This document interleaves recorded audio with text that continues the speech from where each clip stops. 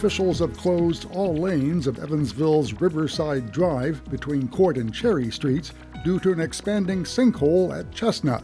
Crews are waiting for river levels to fall more before they resume work to fix the hole. A foundation has been formed to help raise money to renovate the Evansville Coliseum.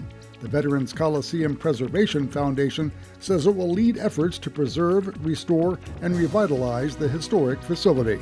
Vanderburgh County Commissioners learned last year that a renovation would cost about $30 million. The city of Evansville will host its second block-by-block cleanup event this Friday from 9 to 11 a.m. in the Lamasco neighborhood.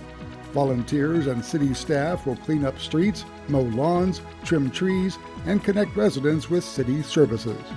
More on these and other stories at news.wnin.org.